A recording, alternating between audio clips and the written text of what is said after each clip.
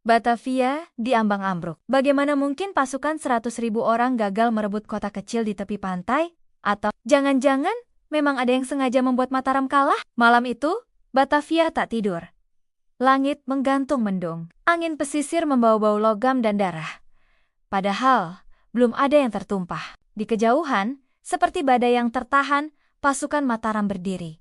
Diam, menunggu aba-aba.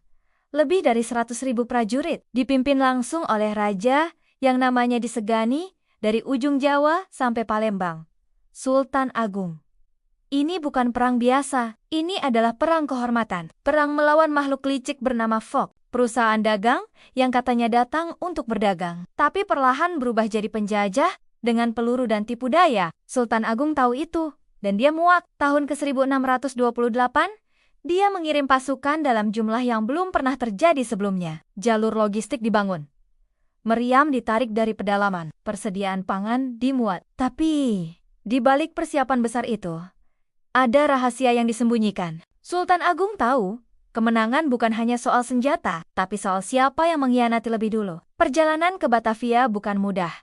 Hujan memutus jalur, penyakit menyerang, dan pelabuhan-pelabuhan kecil yang diharapkan membantu mendadak tutup. Ada yang aneh. Ada tangan tak terlihat yang membisiki para pemimpin lokal. Jangan bantu Mataram. Foch lebih kaya dan lebih kejam kalau dilawan. Tapi Sultan Agung terus maju. Darah para prajuritnya menetes di jalan. Bukan karena peluru musuh, tapi karena lapar, karena sakit, karena kehabisan harapan. Tapi mereka tetap jalan, karena mereka percaya Sultan Agung tak mungkin salah. Sampai mereka tiba di Batavia.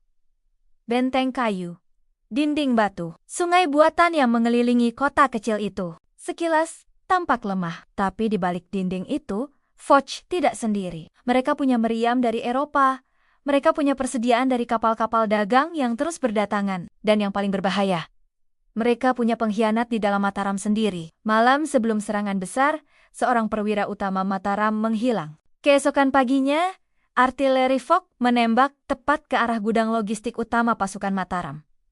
Kebetulan, tidak mungkin. Itu adalah pukulan pertama. Disusul penyakit, disusul sabotase, disusul pengkhianatan dari raja kecil yang dulu pernah bersumpah setia pada Mataram. Tapi kini diam-diam menyuplai informasi ke Foch, pasukan Mataram bertahan.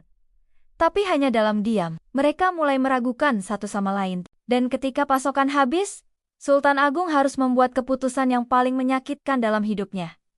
Tarik mundur, itu bukan kekalahan. Tapi juga bukan kemenangan, itu luka yang tak pernah sembuh, yang membuat Sultan Agung tak lagi percaya pada siapapun. Ia kembali ke Yogyakarta. Bukan sebagai pemenang, tapi sebagai raja yang sadar bahwa musuh sejati kadang bukan di luar tembok benteng, tapi dalam hatinya sendiri. 2 tahun kemudian, dia coba lagi. Serangan kedua. Lebih brutal, lebih gila, tapi sejarah mencatat hal yang sama. Gagal, dan Fox tetap berdiri. Tertawa. Sultan Agung tidak mati di medan perang. Tapi di dalam dirinya, ada sesuatu yang hancur. Bukan karena dia kalah, tapi karena kebenaran pahit itu akhirnya jelas. Kau bisa melawan penjajah, tapi kau tak bisa menang jika bangsamu sendiri menjual harga dirinya. Hari ini, Batavia jadi Jakarta. Fox tinggal catatan sejarah.